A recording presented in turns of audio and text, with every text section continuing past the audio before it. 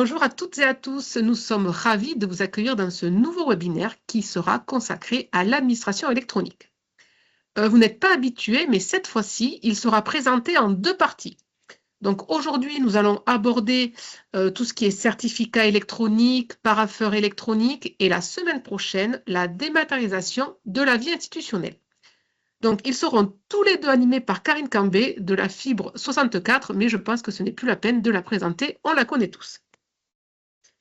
Donc, les certificats électroniques et le parapheur, ils s'inscrivent aujourd'hui pleinement dans la transformation numérique. Et c'est aujourd'hui, on le sait tous, un enjeu majeur qui garantit à la fois la valeur juridique des documents et la fluidité des circuits de validation. Comme d'habitude, vous pouvez à tout moment poser vos questions via le chat. Karine y répondra à l'issue de la présentation.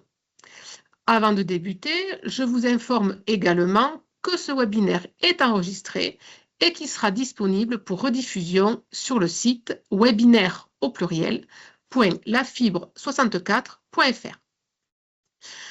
Petite chose également, on vous demande si vous le souhaitez, si vous le pouvez, si vous le voulez, de vous présenter dans le chat, donc votre collectivité par exemple, ou votre nom et prénom s'ils n'y sont pas, mais également vos besoins en matière d'administration électronique. Donc c'est peut-être ce qu'on va faire aujourd'hui, ce qu'on va faire la semaine prochaine, ou il y a peut-être d'autres choses qui vous intéressent en administration électronique. Surtout, n'hésitez pas à le mettre dans le chat. Je vous souhaite un excellent webinaire et je vous remercie pour votre participation. Karine, c'est à toi. Merci beaucoup. Bonjour à tous. Donc en effet, merci Victoria pour cette présentation. Est-ce que tu m'entends bien et est-ce qu'on voit bien mon écran partagé? Tout est parfait. Parfait. OK. Ouais. Donc en effet, comme l'a présenté Victoria, le webinaire en deux temps. Et on va aborder donc aujourd'hui la notion de certificat électronique. Qu'est-ce qu'un certificat électronique? Quel est son cadre réglementaire et les différents niveaux de sécurité que l'on peut avoir au niveau des certificats. Donc on est un peu sur une partie assez théorique. L'idée, ce n'est pas de vous donner trop d'infos, mais plutôt de vous fournir des outils, les guides, les éléments juridiques qui composent toute cette réglementation autour de la signature électronique. La deuxième partie sera consacrée du coup à la présentation du parapheur électronique tel qu'on le propose à la Fibre 64 avec une démonstration. Et ensuite, on fera un focus sur les deux offres, du coup le pack des maths et le pack des maths plus qu'on a déjà eu l'occasion de vous présenter lors de précédents webinaires. Mais pour le coup, on pense que c'est intéressant avant les élections, avant, voilà, dans le cadre du changement de nos élus qui va arriver prochainement, de représenter ces outils dans le cadre de l'administration et de la modernisation, surtout du fonctionnement de vos collectivités. Donc, on attaque un petit peu de théorie avec un schéma qui a pour objectif voilà, de remettre un petit peu à plat qu'est-ce que la signature électronique. Donc, sur la partie de gauche, un schéma facile, la signature manuscrite, on a un papier, on vient y apposer une signature avec un stylo assez simplement et on a un document signé. Avec la signature électronique, forcément, on va rajouter un peu plus de complexité. Donc ici, par exemple, qu'est-ce qui fait qu'un document, par exemple en PDF, mais on peut signer aussi d'autres types de documents, et se retrouve avant signature sur un format et après signature sur un format signé électroniquement. Ça veut dire qu'on vient y apposer deux choses. Tout d'abord, un certificat électronique qui vient du coup sceller ce document dans sa valeur juridique. Et du coup, on propose également un outil pour venir réaliser cette signature. Donc, voilà un petit schéma explicatif. Donc, comme je vous l'ai dit, il y a quand même un petit peu de théorie à comprendre au niveau de la signature électronique.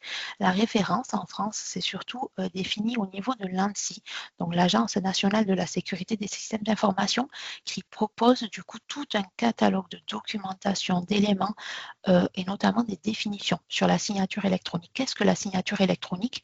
C'est l'équivalent de la signature manuscrite, donc par rapport au code civil, comme détaillé dans le code civil, pour un document dématérialisé. Et attention, on doit bien le rappeler, mais une signature manuscrite qui fait l'objet d'une numérisation, qui est mise ensuite sur un document, n'est pas reconnue comme un procédé de signature électronique. Ça paraît évident, mais des fois c'est bon aussi de le rappeler, c'est juste une image de la signature. Des notions importantes au niveau, quand on parle de signature électronique, c'est la validité et la valeur probatoire. Donc, pour être juridiquement valable, c'est une signature électronique, elle doit remplir plusieurs conditions. Donc, identifier bien la personne, donc le signataire de façon fiable. Elle doit garder un lien entre la signature et l'acte et le document auquel elle se rattache. Une signature, elle sert aussi à assurer l'intégrité de l'acte. Ça veut dire intégrité, ça veut dire qu'il n'a pas été modifié après la signature. Et elle doit offrir aussi du coup un procédé de fiable d'identification. Quand on parle d'identification, c'est dans le sens d'authentification. Et on parle aussi de valeur probatoire des signatures électroniques. Donc, en cas de litige, la valeur probatoire d'une signature électronique, ça dépend de plusieurs facteurs. Donc, le type de signature utilisée, les mesures que l'on a mises en place pour garantir la sécurité et la conservation des preuves. Une petite nuance entre valeur probatoire et valeur probante. Au niveau de la valeur probatoire, pour le coup, on est vraiment, les commentaires ne s'affichent pas, probant, voilà, qui constitue une preuve, alors que pour le coup, le terme de probatoire, c'est la preuve sert à prouver. Enfin, la destination, c'est destiné à prouver. Comme je vous l'ai dit, l'idée aujourd'hui, c'est pas de rentrer dans l'ensemble des textes et dans le détail de toute la réglementation autour de la signature électronique, c'est plutôt de vous fournir les textes de référence. Alors, des textes de référence, parce qu'il y en a aussi d'autres, hein, mais ce que l'on a jugé les plus importants, qui peuvent vous aider. Derrière, du coup, cette diapositive, normalement, il y a les liens de chaque vers les documents intéressants autour de la signature électronique. Donc, la première et la principale et la réglementation française, c'est le RGS, donc le référentiel général de sécurité. Donc, c'est une notion qui a été introduite dès 2005, donc ça date un petit peu, qui a forcément évolué jusqu'à produire la version du RGS 2.0 que l'on a mis ici. Et ce texte, donc, du coup, contient des annexes importantes qui, par exemple, l'annexe 1 qui garantit et qui explique comment mettre en œuvre les certificats électroniques, l'annexe 2 qui est dédiée vraiment aux certificats de personnes, ainsi de suite. Donc, c'est vraiment un texte très, très fourni. On a aussi le règlement européen, donc ça, on en entend souvent parler aussi, qui s'appelle le règlement EIDAS. Donc, il définit des règles, on va les voir un petit peu plus détaillées après. Mais voilà, lui est arrivé en 2014. On a aussi la loi Le Maire en 2016, du coup, qui a amené notamment un décret en septembre 2017 sur la signature électronique. Et ensuite, en fait, en fonction par thématique, par métier, en 2019, la réglementation a évolué sur les contrats et sur la signature des contrats de la commande publique, par exemple. Un document que nous, on juge assez intéressant, qui est ici. C'est le guide justement proposé par l'ANSSI qui a pour objectif un petit peu de vulgariser la signature électronique. C'est un document assez complet, donc qui a cette forme qui est assez connue, que pour le coup j'ai ouvert pour vous le montrer ici, qui détaille vraiment, qui est assez bien fait avec plein de chapitres. Donc, on le trouve sur le site cyber.gouv.fr et qui explique voilà, toute la réglementation sur la signature électronique.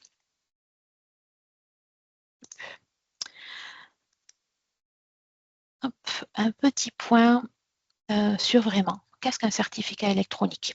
Parce que là, pour le coup, on n'a pas encore défini. On a défini la notion de signature électronique, mais pas le certificat. Donc, voilà, pour faire une signature électronique, il faut s'appuyer donc sur un certificat. Qu'est-ce qu'un certificat? C'est un moyen d'authentifier de manière certaine l'identité d'un individu ou d'une personne morale. C'est une véritable identité numérique. Et là, elle est définie avec 3 notions importantes.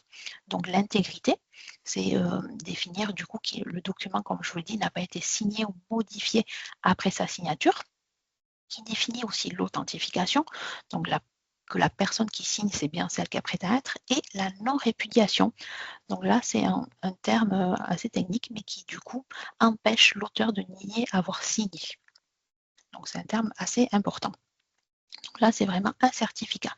Et pour récupérer un certificat, obtenir un certificat, donc le règlement EIDAS indique, informe que les certificats de signature électronique, pour pouvoir répondre à la réglementation, doivent être remis par une autorité de certification. Donc là, c'est pareil, sur le site, par exemple, cyber.gouv.fr, il y a la liste des prestataires qui, à ce jour, possèdent le droit, enfin, ils sont vraiment reconnus comme autorité de certification. Pour rappel, nous, la fibre, vu que nous pouvons remettre des certificats, nous avons un terme adapté qui est AED. Donc, nous sommes autorité d'enregistrement déléguée. Ça veut dire que nous avons le droit de remettre des certificats et de faire des demandes de dossiers de certificats. Donc, on peut remettre des certificats en face à face auprès des utilisateurs, mais on va le voir un peu plus tard. Ouais, Karine, juste j'ai mis le lien dans la conversation Ouais, super. du guide et également du lien pour commander un certificat. Ok, super. Merci Victoria. Et bon, de toute façon aussi dans le PowerPoint, il y a vraiment les liens vers chacun des textes. Dans du coup le RGS et le règlement eIDAS, il y a des notions et des niveaux de sécurité et de fiabilité qui sont identifiés au niveau des certificats. Donc le RGS, donc le règlement français, parle de 3 niveaux, contrairement au européen qui en rajoute un 4e. Donc on parle de signature simple, avancée, de signature qualifiée. On peut parler aussi des fois de signature RGS 2 étoiles qualifiée. Bon, c'est des termes qui sont assez techniques. Dans le document, du coup, on les a listés ici et avec leurs références par article. Si jamais, du coup, vous voulez aller voir un peu plus en détail à quoi correspondre chaque niveau de certificat. Le conseil et nous la recommandation que l'on fait, parce que par exemple pour les marchés publics, c'est la notion qui est obligatoire, c'est la signature qualifiée. C'est vraiment le plus haut niveau de signature. Pour le coup, pour quelle raison on va vers cette règle? Donc déjà, voilà, parce qu'elle est identifiée au niveau de certains types de documents, mais c'est surtout parce qu'elle a la même force probante qu'une signature manuscrite. Pour les autres types de signatures, on devra apporter la preuve de fiabilité et du coup, c'est le juge qui appréciera leur fiabilité au cas par cas. Donc c'est pour ça que vraiment la signature qualifiée, le plus haut niveau de signature, c'est vraiment celui que l'on conseille. On peut trouver sur Internet des tableaux en fonction des types de documents, des niveaux de signature recommandés, des types de certificats de ceci. Donc là, on vous a mis par exemple des exemples. Ce que conseille absolument l'ANSSI dans ses guides et également au niveau des réglementations, c'est avant de commencer un travail sur la mise en œuvre de la signature électronique, c'est de faire une analyse de risque. De prendre en compte type de document par type de document que l'on souhaite dématérialiser, les risques associés à leur signature et comment on définit leur signature et le niveau de sécurité. Forcément, si on utilise de la signature qualifiée, donc le plus haut niveau, bon, mais là, voilà, forcément, on prend le moins de risques. Mais si on souhaite utiliser des certificats un peu moins sécurisés, mais voilà, il faut quand même prendre en compte ces éventuels risques et réfléchir en termes de certificats. Bon, forcément, nous, on conseille au niveau du maire de prendre un certificat qualifié, mais si pour une collectivité, on veut acheter plusieurs certificats en fonction des usages de chacun, mais là, voilà, on peut réfléchir à un niveau de sécurité moindre. Cependant, voilà, toujours faire une analyse de risque, réfléchir aux risques encourus si on n'utilise pas du certificat RGS 2 étoiles. Est-ce que Victoria, là-dessus, il y a des questions ou est-ce que... Non, je n'ai pas de questions pour l'instant. Très bien. Du coup, on avance un petit peu au niveau de cette partie théorique. Hein. Je ne rentre pas forcément dans le détail parce que c'est assez technique, mais voilà, on pourra bien sûr y revenir s'il y a besoin. Un petit focus sur le certificat DGFiP. Toutes les collectivités en sont équipées. On se rend compte qu'en support, on a souvent la question à quoi sert le certificat DGFiP? Est-ce qu'on peut l'utiliser pour signer par exemple des délibérations? La réponse est non. Hein. Donc, le certificat DGFiP, il est fourni gratuitement par la Direction générale des finances publiques, mais il est réservé exclusivement à la signature des documents comptables dans le cadre de la comptabilité publique. Donc, on peut s'en servir pour signer des mandats, des titres, transmettre des bordereaux, on peut s'en servir pour sécuriser le PES. Mais voilà. Dans le cadre de la comptabilité publique, en effet, il a la même valeur qu'une signature manuscrite, mais voilà, on reste que dans le cadre de la comptabilité publique. l'offre de la centrale d'achat au niveau des certificats. Donc, nous, on vous propose l'acquisition de certificats qualifiés, comme je vous dis, le plus haut niveau de sécurité, donc qui va pour le RGS ou pour le règlement eIDAS. On a notre prestataire Capaki dans le cadre de sa centrale d'achat qui a réalisé un marché dont le renouvellement est en cours. Donc, on va avoir prochainement par Capaki la restitution des du nouveau prestataire retenu. Le marché actuel, il est chez CERT Europe avec les tarifs que l'on vous affiche à l'écran. Donc, avec des tarifs quand même très, très intéressants par rapport au prix que l'on peut voir auprès d'autres prestataires, d'autres autorités d'enregistrement, d'autorités de certificat. Petite Donc, par précision, exemple, oui. Juste le prix, quand il y a marqué pour 3 ans, c'est bien 144 € les 3 ans. On a souvent la question, est-ce que c'est 144 € l'année? Non, non, c'est vraiment pour les 3 ans. C'est pour ça que souvent prendre aux 3 ans vaut beaucoup plus le coup, même pour 1 an et demi, que de prendre 1 an. Oui, c'est ça. Le prix n'est pas forcément linéaire entre le 1 an et le 3 ans. Là, c'est sûr qu'au niveau du prix du marché actuel, on a on a 95%, enfin, voire même plus de certificats commandés sur 3 ans par rapport à 1 an. On a des services qui commandent en effet plutôt du 1 an parce que c'est leur habitude de fonctionnement. Généralement, on a donc comme vous voyez, il y a la photo, je vous montre aussi le mien, un certificat, voilà, c'est une petite clé USB. Donc là, on est vraiment sur du matériel physique. Le certificat, voilà, il faut posséder un matériel entre ses mains pour pouvoir signer et qui fonctionne du coup avec un code PIN confidentiel. Donc seul le porteur du certificat doit avoir la connaissance. On a aussi des collectivités qui nous demandent des certificats sous format carte à puce parce que c'est leur habitude de travail, parce qu'ils ont des équipements qui leur permettent de lire les formats carte à puce. On en reparlera un peu plus tard après dans la présentation. Ça peut être aussi plutôt l'avenir. Donc là, les tarifs sont un peu plus importants. Et voilà, l'avantage du format sous clé USB, c'est que la majorité, les PC sont systématiquement équipés de ports USB. Pour commander un certificat, donc Victoria vous a mis le lien, mais comment ça se passe? C'est sur le site de la Fibre 64, on a un formulaire à remplir. Et là, nous, on reçoit le formulaire de commande, on reçoit votre commande, on saisit dans le cadre de notre rôle d'AED qu'on a vu tout à l'heure, la commande pour votre compte. On vous envoie un dossier en PDF à compléter sous format papier que vous devez transmettre vous-même actuellement à CERT Europe, donc à l'autorité de certification. Et ensuite, donc dans un délai assez variable, mais généralement 1 à 2 semaines, c'est ça Victoria en ce moment les délais, on reçoit du coup le certificat, donc la clé USB, dans nos locaux à Pau, et on peut faire une remise du coup en présentiel, soit à Pau, à Léoparc, soit à Bayonne, à la petite caserne de la NIF, avec forcément une présentation des pièces d'identité du porteur, ou également il est possible de mandater un mandataire, donc d'envoyer un mandataire. Le porteur peut désigner un mandataire pour venir récupérer le certificat à sa place.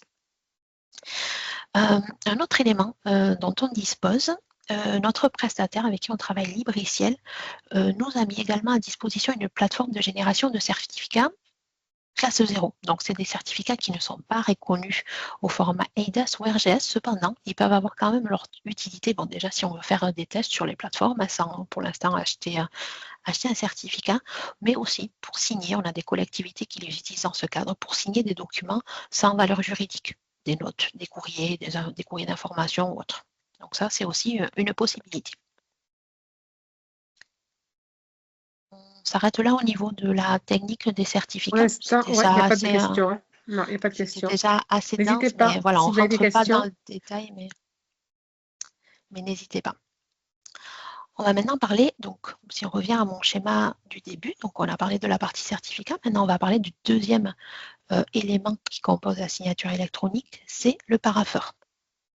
Donc qu'est-ce qu'un parapheur? Là, on est vraiment sur un outil de validation et de circulation de documents. C'est celui qui va faire la chaîne et l'outil pour signer. Parce qu'une fois qu'on a un certificat, il faut aussi un outil pour l'utiliser. Donc, le parapheur, lui, Donc on utilise, nous, la solution que l'on propose, c'est le parapheur avec le prestataire Libriciel. Donc on vient de reconduire le marché, c'est Libriciel qui vient d'obtenir le marché donc, de maintenance de notre offre e-parapheur. Il peut être utilisé pour tous les flux et les types de documents. Donc par exemple, des documents comptables, des pièces de marché, des documents RH, des actes d'urbanisme, des courriers, des notes, enfin voilà. Quand on travaille sur la mise en place d'un parapheur, le premier travail consiste à évoquer, à étudier les types de documents sur lesquels on veut intégrer la signature électronique. On ne va pas commencer directement dès le début à tout signer. On va commencer document par document, métier par métier. Souvent, les collectivités commencent par la finance, ou soit l'urbanisme, ou soit les courriers. Enfin, ça dépend du fonctionnement de chaque collectivité. Et donc, du coup, le parapheur, il intègre des circuits de validation paramétrables. Ça veut dire que là, on vient coller, reproduire à l'identique du fonctionnement papier actuel, des fonctionnements des parapheurs physiques, hein, le chemin que va réaliser le document pour arriver sur sa signature finale et même après son traitement, que l'on peut paramétrer et intégrer dans nos outils. Donc, il a deux fonctions, le parapheur. Il va permettre à des utilisateurs de viser et de signer. Le visa, du coup, c'est une notion dont on n'a pas parlé. Qu'est-ce que c'est? C'est faire avancer tout simplement le document dans un circuit de validation. On n'est pas sur une valeur réglementaire, on est vraiment dans le fonctionnement de votre collectivité. Un exemple est la secrétaire envoie, ou le secrétaire envoie à son responsable, le responsable valide le courrier et l'envoie à la personne d'après.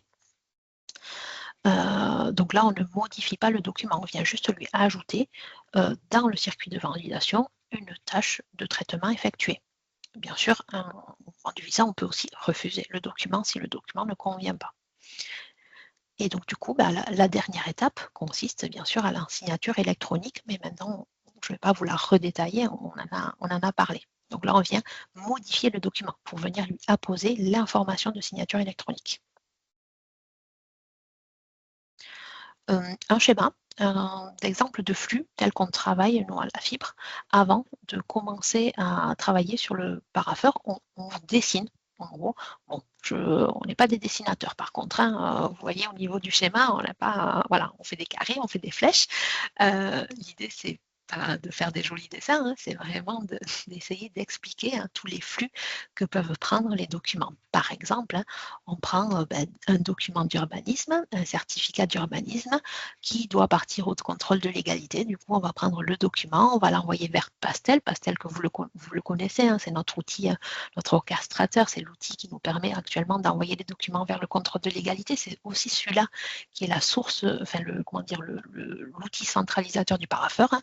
Et là, on va dire, par exemple, mon document d'urbanisme, il passe par Pastel, il part au parapheur, il est signé dans le parapheur, il revient dans Pastel, et puis celui-là, on l'envoie au contrôle de légalité, par exemple.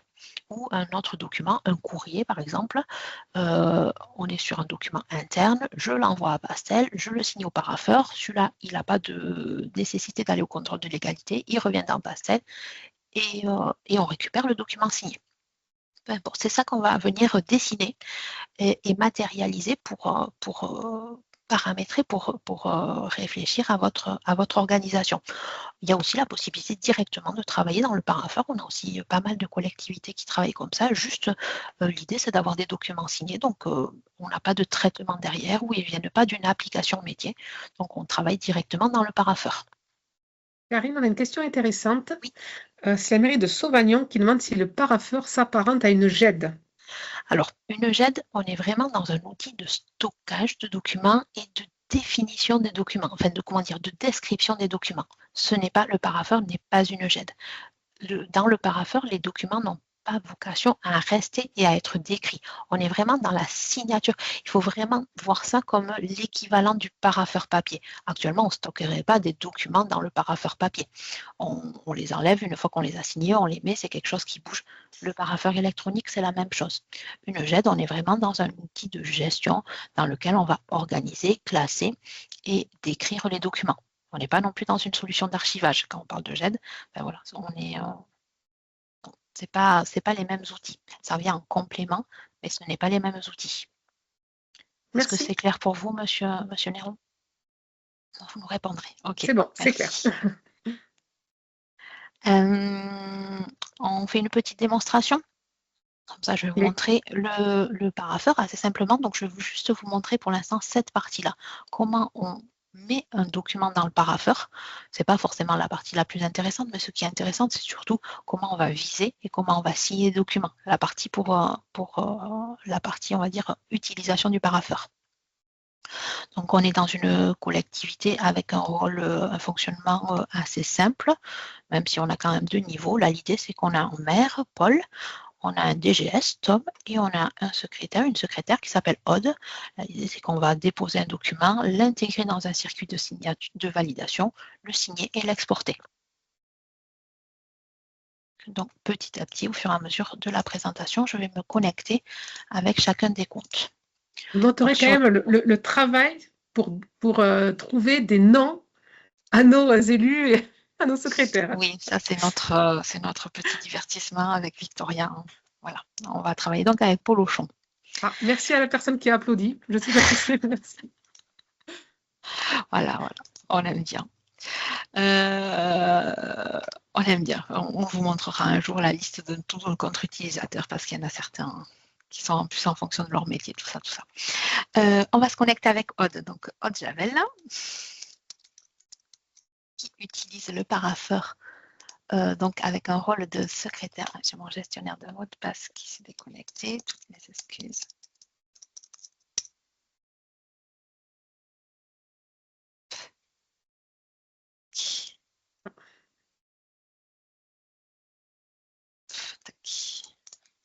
Donc, ce que l'on va faire, c'est qu'on va tout simplement venir mettre un document, donc PDF à l'occurrence, à la signature. Là, ce que veut notre secrétaire, c'est faire signer un document, un arrêté au maire. Donc, on a un formulaire de saisie. Donc, qu'on soit sur le parapheur pour envoyer le document ou sur Pastel. La nuance, c'est que sur Pastel, c'est des écrans que vous connaissez quand vous envoyez des documents au contrôle de légalité. C'est le même formulaire. On va juste retrouver des informations complémentaires pour le parapheur. Donc, ici, on va venir déjà mettre notre document. Au niveau de la présentation, on est sur la nouvelle version du parapheur, on est sur la version version 5. Actuellement, on a des collectivités qui sont toujours sur la 4 et donc depuis décembre, nous déployons auprès de toutes nos collectivités cette nouvelle version, la version 5. Donc, par exemple, là, on va prendre un arrêté. Je viens mettre mon arrêté ici. Je pourrais éventuellement venir mettre des annexes. Là, on va aller très simplement. On met le document PDF. On a défini dans notre paramétrage des types de documents et des sous-types de documents. L'idée là, c'est derrière de ne plus réfléchir à tiens, je mets un document RH qui doit être dans le circuit de signature ou je mets un document d'urbanisme, je réfléchis à chaque fois. Là, vraiment, l'idée, c'est d'aller simple. On réfléchit à un type de document. Donc là, par exemple, pour le type administration, on est sur les arrêtés. Donc là, et chaque utilisateur, comme ça, peut avoir des droits, des rôles différents en fonction de ses besoins. L'idée, c'est de faciliter le travail des agents aussi. Donc là, pour un arrêté, le circuit classique, c'est la secrétaire qui envoie au DGS. On a vu tout à l'heure, je ne vous ai pas forcément mis en évidence, mais on a des pictogrammes différents. Ça, c'est le pictogramme du visa et ça, c'est le pictogramme de la signature qui envoie pour visa au DGS et pour signature à monsieur le maire. On met un dossier. Je reprends. Par exemple, on pourrait travailler sur les dates limites pour mettre une notion d'urgence au niveau des documents. Et on envoie le dossier dans le circuit. On peut mettre des annotations. Ce n'est pas obligatoire non plus. Des annotations publiques et privées. Donc publique, tout le monde voit l'annotation, privée uniquement la personne qui est dans l'étape d'après dans le circuit. Et on valide. Donc là, pour la secrétaire, le travail est terminé. Et là, on a le DGS, vu que c'était lui qui était dans l'étape d'après, qui reçoit une notification comme quoi il a un document à signer. Donc, ma notification n'est pas arrivée, mais pour avancer, je vais je vais me connecter directement avec le compte du DGS et je vous montrerai la notification peut-être chez Monsieur le maire. Elle va arriver en même temps que je vous parlais. Donc ça, c'est en temps réel. Hein. Donc notre DGS s'appelle Tom et Jerry. Ah voilà, j'ai la notification, je vous la montre. Donc voilà, c'est assez simple, hein, un document à traiter. Votre bureau, donc en tant que DGS, vous avez un document arrêté de désignation d'adjoint qui est proposé. Et on peut directement cliquer du coup ici sur le bouton en se connectant. On va arriver directement sur le document à signer. Donc là, quand on est dans une étape de visa, du coup, on n'a pas de bouton de signature, on a un bouton uniquement de visa. On lit le document, on ne peut pas le corriger, on est vraiment dans un outil de validation des documents. Et là, du coup, le DGS, il est OK avec ce document, donc il le vise. Il peut mettre une annotation, ce n'est pas non plus obligatoire. Hein. Et là, le document passe à l'étape d'après. L'étape d'après était le maire, donc même chose, je ne vous remontre pas, mais là, le maire va recevoir une notification. Il va se connecter. C'est Paul. Voilà, je viens d'avoir la notification. Là, par exemple, le maire, il avait 4 documents à signer. Donc, pour l'instant, il avait pris un petit peu de retard. Donc, il peut consulter. On voit quand même que certains documents, il les a lus, mais il ne les a pas encore signés. Il peut lire, par exemple, le nouveau document ici. Le maire, du coup, il voit aussi du coup, les annotations qui ont été mises par ses collègues juste avant. Il peut revoir les personnes qui sont passées dans les étapes précédentes au niveau du circuit. Il peut éventuellement, il a ici le tampon de signature, enfin l'endroit où va se positionner sa signature. Il peut éventuellement la déplacer. Il peut aussi changer le modèle de signature. Donc, il a plusieurs modèles qui lui sont proposés. Donc, soit juste il met son image, soit il met des indications, soit il peut aussi venir mettre un petit commentaire individuellement par document. Donc là, on va rester simple. On va prendre la signature classique. Et donc, il signe. Préalablement, il a inséré sa clé, comme je vous ai montré, le certificat de signature électronique. Donc là, vous ne le voyez pas, mais il clignote sur mon ordinateur et il signe. Comment se matérialise le certificat de signature électronique? Donc, il va apparaître dans la liste. Alors, moi, j'en ai 2. J'en ai un, justement, qui n'est pas qualifié. Juste pour les tests, comme je vous l'ai dit tout à l'heure, c'était un certificat PKI. Et du coup, je sélectionne mon certificat qualifié et je signe. Du coup, va se présenter une petite fenêtre qui est ici, où j'ai mon code PIN confidentiel. Donc ça, je ne diffuse pas cette info-là, elle m'est personnelle. Donc là, il va y avoir une petite incohérence parce que je ne m'appelle pas Paul Auchon, je m'appelle vraiment Karine Cambé. Donc le certificat va être à mon nom, même si là, au niveau de l'affichage, ça ne va pas être Paul Auchon. On ne peut pas créer des noms. Il faut vraiment que la personne physique existe. Mon maire, voilà, il avait ses autres documents. Il pourrait aussi signer, une fois qu'il a lu, il pourrait signer plusieurs documents en même temps après lecture. Donc voilà, là, mon document est signé. Et là, du coup, Aude, un secrétaire, reçoit l'information que le document a été signé. Et donc là, elle peut venir le récupérer.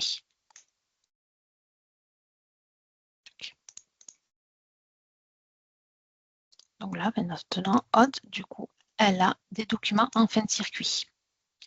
Donc, par exemple, on a des tests qui ont été réalisés. Le document de ce matin, il est ici. Et elle voit maintenant que le document a bien été signé par Paul. Ce qu'elle peut faire là, du coup, c'est télécharger le dossier pour récupérer, comme on l'a expliqué, le document signé, mais les documents de preuve de signature électronique. Donc, ça fait tout un dossier, en fait, avec les éléments. Et notamment, du coup, le document signé. Je vais accélérer un petit peu parce que je vois que je suis un peu en retard sur le planning. Karine, t'inquiète pas, on est dans les temps. Juste une petite question. Est-ce que la plateforme est optimisée pour une utilisation sur un téléphone portable pour l'élu? Alors, on va en parler après. Comme je vous l'ai dit, un certificat de signature électronique, il est au format USB. clé USB. Actuellement, sur un smartphone, il n'est pas possible d'intégrer une clé USB. Même si on achète un adaptateur ou autre, ça ne fonctionne pas. Actuellement, voilà, les clés USB au format, les certificats RGS 2 étoiles au format clé USB ne marchent pas sur les téléphones portables. Cependant, on vient de tester un fonctionnement, donc c'est vraiment tout nouveau, même Libriciel ne le commercialise pas encore. Nous, on l'a mis en production avec Bidar, mais je vais vous en parler juste après. Pour l'instant, on ne peut pas, avec de la clé USB, faire de la signature électronique, mais ça peut venir. On en parle juste après, promis, dans 3 diapos, on en parle. Il existe des outils pour vérifier des signatures électroniques. Ça, c'est important parce qu'on a souvent aussi le cas en support. Donc, on trouvait intéressant de vous en parler. En support, au niveau du contrôle de légalité Act, on a souvent des collectivités qui transmettent des documents où la signature électronique ne fonctionne pas. Donc, il existe des outils pour tester ça. Un outil, par exemple, qui est très facile, c'est Adobe Reader. Donc là, par exemple, je vais prendre le document que je viens de signer. Pardon, excusez-moi, je reviens du coup sur mon parapheur. Je vais ouvrir le document que je viens de signer. Et je vais juste l'ouvrir avec Adobe Reader. Vous allez voir ce qui va se passer. Dans Adobe Reader, ici, on a une info comme quoi le document a été signé avec une signature valable. Et on peut voir ici, du coup, le certificat et son détail. On clique aussi sur le tampon de signature. On voit que les informations de la signature. Et on voit bien du coup, comme je vous l'ai dit, hein, la qualification de certificat au niveau de la norme européenne, etc., etc. On voit toutes les infos dans Adobe Reader. Il existe aussi plusieurs outils et un notamment que je trouvais intéressant de vous montrer parce qu'on vous le met à disposition aussi au niveau de la fibre 64, c'est des Matampa. Sur la partie entreprise, il y a un outil qui permet de vérifier les signatures, sur lequel, du coup, vous pouvez venir télécharger des documents. Je reviens sur mon document que je viens de mettre ici. Je dézippe quand même mon dossier.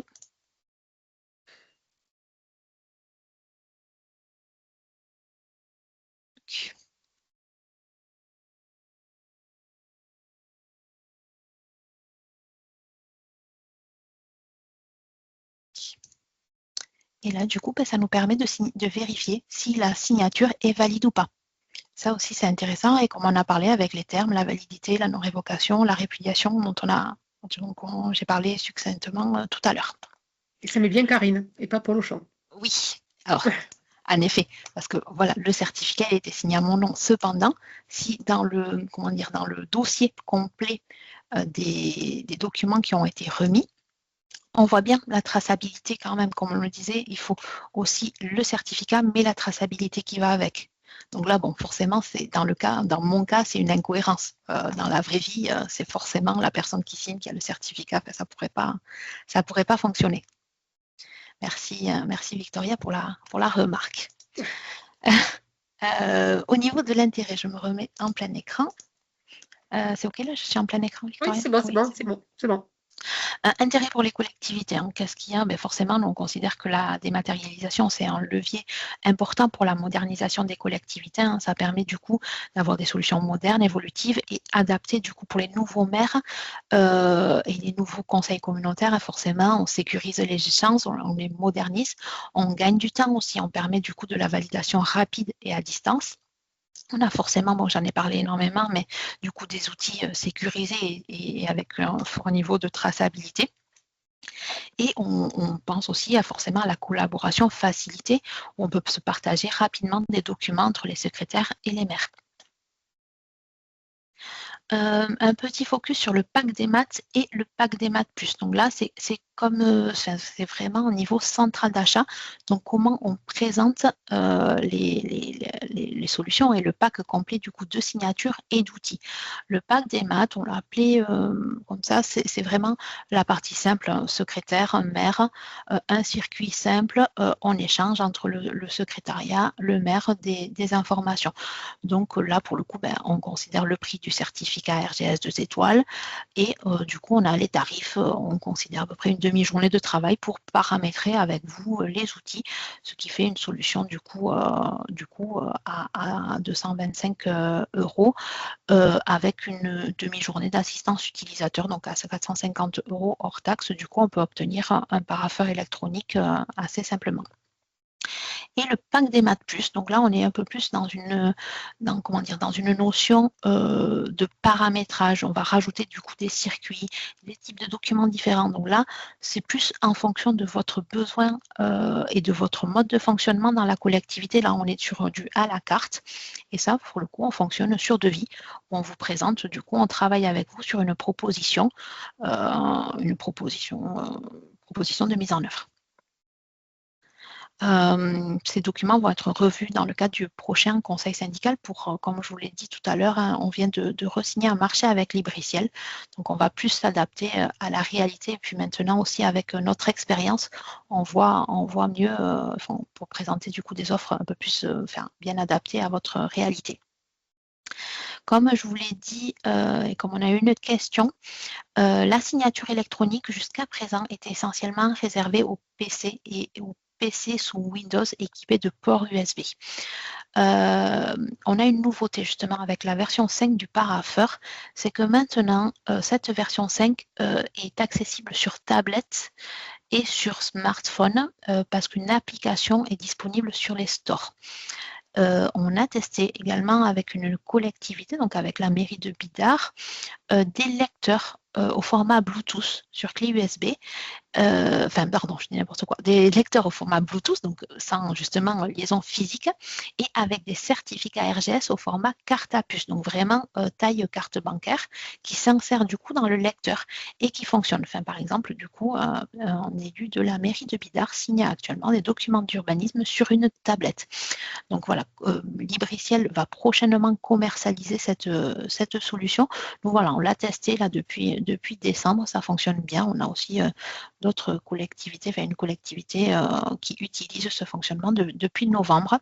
Ça marche plutôt bien et ça, c'est une évolution importante. Un point aussi important qu'on aimerait évoquer, c'est que le parapheur, tel qu'on le propose à la fibre, il est indépendant d'une solution. Donc, il faut savoir qu'il y a des éditeurs aussi qui peuvent proposer des parapheurs dans le cadre de leur solution, de finance par exemple ou autre. Et là, du coup, il faut faire attention à ce genre d'offre parce que forcément, le parapheur va être réservé à cette utilisation. Et souvent, l'éditeur peut refuser de s'interfacer avec son outil. Le parapheur que l'on propose à la fibre, il est indépendant de la solution. Nous, ce qui fait l'interface, c'est Pastel. Et du coup, voilà, comme on me le rappelait, hein, c'est par la centrale d'achat que l'on peut s'équiper, du coup, soit de parapheur, soit de certificat RGS. C'était le résumé de la présentation. Karine, nous avons une question. Madame Delporte qui demande si cette solution fonctionne en push. Alors, est-ce qu'en push, vous parlez en notification ou En push, Victoria. en push? En push, pardon. Oui, Cécile, bonjour. Excusez-moi, mon anglais est très mauvais. Cécile, donc de Bière, qui est aussi conseillère numérique. Bonjour à toi, Cécile. Je te confirme qu'on reçoit des notifications push, puisque moi, je suis utilisatrice du parapheur, et on les a bien par mail lorsque un document arrive pour visa pour signature dans le parapheur. Oui, alors peut-être que push était notification sur l'application, la question. Oui, ou c'était notification mail? Bon, si c'est une notification mail, en effet. Je ne sais pas si je vous l'ai montré, mais oui, aussi je vous l'ai montré. Voilà, on peut. Les deux. Les deux. Alors, pour l'instant, au niveau de la notification push de l'application, ce n'est pas encore le cas. Mais voilà, comme je vous l'ai dit, elle est toute récente, l'application. Elle est sortie début décembre. Il y a de grandes chances qu'elle évolue. Ok, je regarde le chat. Ok, on n'a pas d'autres questions. On n'a pas d'autres questions. Du coup, on les a fait au fur et à mesure. D'habitude, on les fait à la fin. Là. Bon, comme chaque fois, c'était en différentes parties, on l'a fait au fur et à mesure. Comme ça permettait de ne pas revenir. Voilà. S'il n'y a pas de questions, je vais peut-être faire une petite précision, si vous le permettez, Victoria et Karine. Karine a présenté rapidement nos grilles tarifaires donc, qui vont être présentées à nos élus du conseil syndical le 4 février. Vous n'avez peut-être pas la vision, et c'est bien normal, de l'état du marché donc, des éditeurs sur les outils de type parapheur. Sachez que nous, en tant que syndicat mixte, donc opérateur de mutualisation, on vous propose une forme d'utilisation de ce parapheur qui est mutualisée. De fait, on est sur des tarifs qui n'ont absolument rien à voir avec les tarifs du privé et c'est bien normal. En revanche, sachez que pour une utilisation du parapheur qui va au-delà de ce que Karine a présenté dans le pack des maths, qui est un circuit, dans le pack des maths plus, on a déjà une bonne dizaine de collectivités qui l'utilisent et de communautés de communes. Sachez que là, on est sur une utilisation parapheur qui peut être l'équivalent de ce que vous allez trouver sur le marché privé. Je pense à des éditeurs comme DocaPost, comme SRCI, comme un certain nombre d'autres éditeurs qui proposent cette solution. Sachez que sur le marché privé, si vous testez un petit peu, vous regardez sur Internet, on est sur des tarifs qui n'ont absolument rien à voir parce que là, il n'y a aucune mutualisation et que vous payez aussi ce qu'on appelle les licences éditeurs. Nous n'avons pas de licence parce qu'on est sur une solution libre. Donc, vous allez pouvoir rajouter facilement un zéro sur les lignes tarifaires. Donc, aujourd'hui, un parapheur SRCI avec plusieurs circuits, plusieurs types de documents, je dis bien on est, et je ne parle pas des coûts d'installation, etc., mais on est largement au-dessus de 5 000 € par an, mais vraiment bien au-dessus. Et c'est la même chose pour l'ensemble des autres éditeurs. Alors parfois, ils ont des grilles tarifaires avec une distinction par tranche de collectivité, mais très honnêtement, c'est pour tous les opérateurs qui font de la mutualisation comme nous. Moi, en France, on est une 76 ou 77 aujourd'hui. La majorité des communes ou collectivités qui souhaitent s'équiper d'un parapheur électronique passent par leur opérateur, donc leur syndicat, pour aussi à la fois des raisons économiques évidentes. Il suffit de tester le marché, hein, vous le verrez par vous-même. Et deux, parce que on fait vraiment du travail à façon et qu'on le fait dans des délais de la réactivité vraiment très satisfaisant. C'est vraiment ce qui fait, on va dire, notre force. Maintenant, nous, on vous présente l'état de l'offre. Comme on a l'habitude de lui dire, nous n'avons rien à vendre, hein, puisque nous ne sommes pas une société commerciale. Nous n'avons d'utilité que vous permettre l'accès à ces services de façon mutualisée. Et vraiment, encore une fois, on n'est pas là pour vous vendre des solutions, on est là pour vous proposer des solutions qui restent décemment accessibles pour une collectivité dont les budgets aujourd'hui, on le sait, nous sommes concernés aussi, sont fortement contraints. Donc n'hésitez pas à prendre contact avec nous si à l'occasion de la prochaine mandature, vous avez envie de positionner votre commune, votre collectivité sur un peu plus de dématérialisation. Aujourd'hui, il n'y a pas d'obligation réglementaire encore sur le full ce qu'on appelle le full démat. On pense que ça viendra assez vite, notamment pour des obligations de sécurité, notamment avec les certificats de signature électronique. N'hésitez pas à contacter Karine ou Victoria via PAE, ne serait-ce que pour avoir une idée, un devis. On vous fait des démos. Voilà, on essaie vraiment d'être au maximum à votre service et d'interfacer le parapheur avec vos applications métiers. C'est un vrai plus. Vous pouvez contacter des communes comme, si je ne dis pas de bêtises, Mourinx, Morlas, Biarritz, Jurançon. Enfin, on en a tout un tas qui aujourd'hui l'utilisent depuis plusieurs années, avec qui on travaille tous les jours pour faire évoluer en fonction des besoins. Voilà, C'est ça. Alors, on n'a pas je Morlas, tenais à mais le spécifier, ouais, voilà, parce que c'est important que vous puissiez aussi mettre en perspective ce que l'on vous présente par rapport à ce que vous pouvez trouver sur le marché ou d'autres opérateurs privés ou publics. Merci. merci Amaya. Oui, en effet. Alors, on n'a pas Morlas, mais en effet, on n'a pas mal de collectivités, Lons, Oloron, Voilà, par mais exemple. on a aussi des petites collectivités, enfin vraiment, c'est pas une histoire de taille. Par exemple, on a Arbus, on a la Bastide-Montrégeau qui utilise le parapheur, on a Gelos. Enfin vraiment, c'est pas une histoire de taille, c'est plutôt une histoire de fonctionnement entre la relation secrétaire-maire qui est escalée avec la réalité du quotidien des maires et qui fait qu'il y a un besoin de réactivité, de rapidité, de présence du maire en mairie qui est beaucoup moins obligatoire pour venir signer des documents dans l'urgence.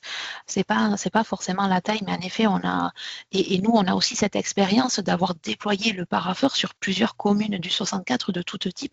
Donc, on peut aussi, enfin, ça nous arrive souvent de mettre en relation les collectivités les unes avec les autres.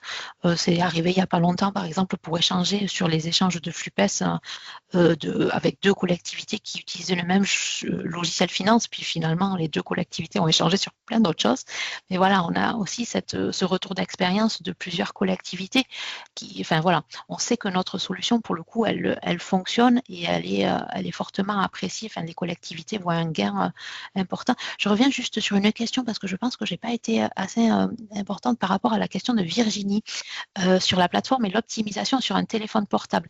Quand j'ai dit que pour l'instant, c'était en cours sur le téléphone portable, je parlais uniquement de la partie signature. Pour la partie visa, par exemple, là, il n'y a pas de souci, ça fonctionne très, très bien, le visa sur un téléphone portable en téléchargeant l'application. C'est vraiment la partie matérielle, le certificat. Pour l'instant, on est sur du démarrage. Karine, je me permets parce qu'il est déjà moins 5, on a des questions qui Pardon. arrivent. Est-ce que tu as des exemples d'intercommunalités qui utilisent? Oui. Alors, par exemple, on a la CCPN qui a plus de comme par exemple des Pays de Naye, qui a plus de 60 utilisateurs actuellement sur notre infrastructure. On a la communauté de communes des Aubernes aussi, pareil, ils sont à plus de 60. On a le département, on n'en a pas parlé, mais le parapheur utilisé par le conseil départemental du 64, c'est nous qui en faisons le paramétrage, l'hébergement et la création des comptes, etc. Donc là, on est aussi plus de 80 utilisateurs. On a la vallée d'Ossau qui s'y est mis depuis septembre, ainsi que Adour-Madiran aussi. Donc en fait, oui, sur le département, on a pas mal d'intercos déjà.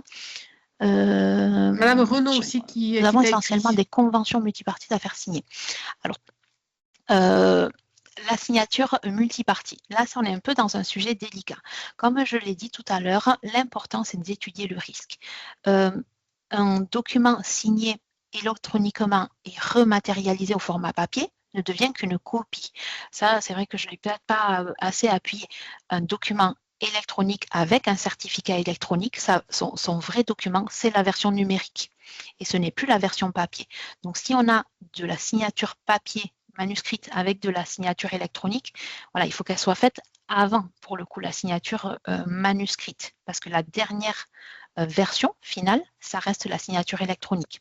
Donc là, voilà, toujours pareil, analyse de risque, étude vraiment du cas par cas, comme je l'ai dit, des documents avant la mise en œuvre. Donc ça, on pourra éventuellement en reparler. Mais c'est un vrai questionnement pour le coup, la double signature. Merci Karine. Je ne vois pas d'autres questions qui arrivent pour le moment. Je pense qu'on peut clore ce webinaire. Karine, Amalia, vous avez d'autres choses à préciser, à dire? Non, c'est bon, Karine? C'est bon pour Alors, moi. Karine, Et vous n'hésitez inquiétez pas. pas. Si elle a oublié quelque chose, on la revoit la semaine prochaine. J'ai vu que beaucoup de personnes qui étaient là aujourd'hui sont là mardi prochain. Donc, n'hésitez pas entre-temps si vous pensez à des questions. Oui, Donc, bien sûr, merci parce que les beaucoup. outils sont liés, donc n'hésitez Ouais. pas. Donc, merci à tout le monde pour votre présence. Merci Karine pour ta présentation qui, je pense, franchement, a été très bien. Ça a été clair, ça a été concis. Merci beaucoup. Donc, je vous donne rendez-vous et Karine vous donne également rendez-vous la semaine prochaine, même heure, même jour, pour cette fois-ci, donc, la dématérialisation de la vie institutionnelle. Donc, WebDaily, BiDélibre, tout le pack vie institutionnelle. Merci beaucoup et je vous souhaite un bon appétit.